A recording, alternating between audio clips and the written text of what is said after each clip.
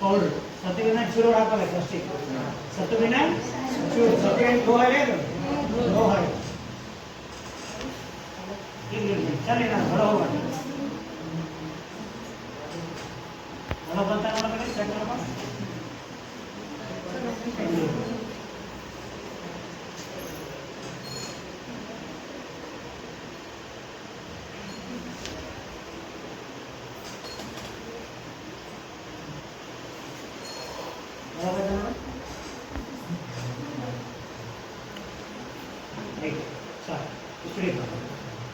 ಈ ಎರಡು ತಗಡ ಅರ್ಧ ಕಲಿತು ಅಂದರೆ ನೀನೇ ಅಭ್ಯಾಸ ಫಸ್ಟಿಗೆ ಏನಾಗ್ಬೇಕೀಗ ಈಗೇನಾಗಬೇಕು ನಾವು ಸೋಪ್ ವಾಟರ್ ಹಾಕ್ಬೇಕು.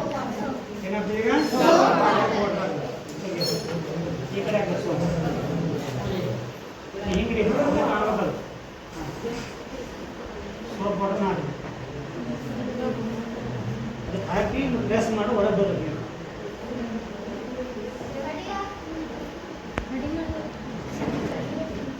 ಏನಾಗುತ್ತೆ ಇದು ಒಳಗೆ ಸೋಪಿನ ದ್ರಾವಣ ಹಾಕ್ಲಿಕ್ಕೆ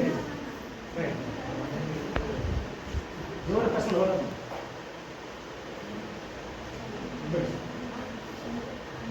ಕಾಣ್ತಾವ ಹಾಕ್ಬೇಕ ಕಾಣ್ತಾವ. ಈಗ ಹೈಡ್ರೋಕ್ಲೋರಿಕ್ ಆಸಿಡ್ ತಗೋಬೇಕು. ನೀನೇ ಹಾಕೋದೆ ಹಾಂ ಆಗಲ್ಲ. ಈಗ ಹೈಡ್ರೋಕ್ಲೋರಿಕ್ ಆಸಿಡ್ ಹಾಕಿದ ತಕ್ಷಣ ಏನು ಮಾಡ್ಬೇಕು ನೀನು ಡ್ರಾಪ್ಸ್ಕೊಂಡು ಹಾಕಿದ ತಕ್ಷಣ ಪ್ರೆಸ್ ಮಾಡು. ಹಾಕಿನ ಪ್ರೆಸ್ ಮಾಡೋಣ ಬಿಡಿ ಬಿಡಿ ಸಾಕು. ಈಗ ಆ ಬಟನ್ನ ಹಿಡ್ಕೋಬೇಕು. ಈಗ ಹಿಡ್ಕೋ ಸರ್ ಈಗ ನೋಡ್ರಿ ಇಲ್ಲಿ ಸತುವಿನ ಪೌಡ್ರ್ ಕಾಣ್ತಿರ್ತಾರೆ ನೋಡಿ ಗುಡಿರೋ ಕಾಣ್ಲಿಕ್ಕತ್ತವ. ಇಲ್ಲಿ ನೋಡ್ರಿ ಇಲ್ಲಿ ಆಸಿಡ್ ಐತಿ. ಯಾವ ಆಸಿಡ್ ಐತಿ? ಹೈಡ್ರೋಕ್ಲೋರಿಕ್ ಆಮ್ಲ. ಒಳಗಡೆ ಪೌಡರ್ ಐತಿ. ಯಾವ ಪೌಡರ್ ಐತಿ? ಸತುವಿನ ಪೌಡರ್ ಐತಿ. ಗುಡಿ ಯಾಕೆ ಬರಕತ್ತಪ್ಪ ಅಂತಂದ್ರೆ ಹೈಡ್ರೋಜನ್ ಉತ್ಪತ್ತಿ ಆಗಲಿಕ್ಕೆ. ಅದು ಹೈಡ್ರೋಜನ್ ಹೌದು ಅನ್ನೋಕೆ ಯಾಕೆ ಏನು ಸಿಕ್ಕದಪ್ಪ ಅಂದ್ರೆ ಕಡ್ಡಿ ಕೊಡೋದು ಸ್ವಲ್ಪ ಮ್ಯಾಲೆ ಏರಿಕೆ ಕಡ್ಡಿ ಕೊಡಿ ಕೊಡೋದು ಅದಕ್ಕೆ ಗುಡಿ ಹಿಡಿಬೇಕಾಗುತ್ತೆ. ಅವಾಗಲ್ಲಿ ಒಂಥರ ಕಪ್ಪ ಸೌಂಡ್ ಹಾಕಿ ನಿಮ್ಗೆ ಕೇಳಿಕ್ಕಿಲ್ಲ.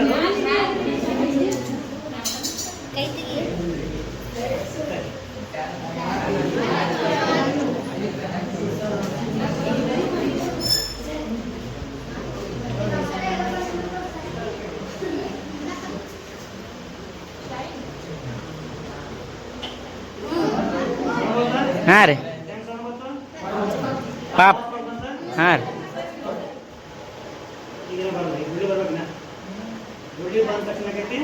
ಪಾಪ್ ಹೈಡ್ರೋಜನ್ ಆಮ್ಲ ಲೋಹದೊಂದಿಗೆ ವರ್ತಿಸಿ ಹೈಡ್ರೋಜನ್ ಅನಿಲವನ್ನು ಬಿಡುಗಡೆ ಮಾಡ್ತವೆ. ಹಾಂ